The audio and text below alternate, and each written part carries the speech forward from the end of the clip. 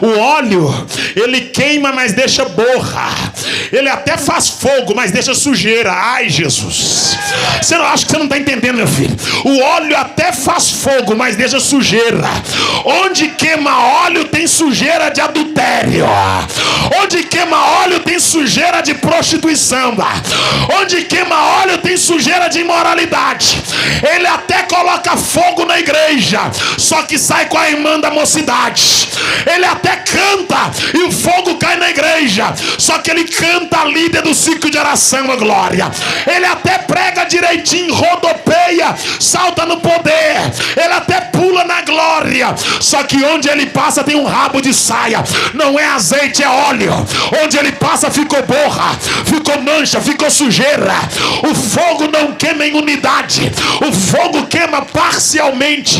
O fogo do azeite não deixa sujeira.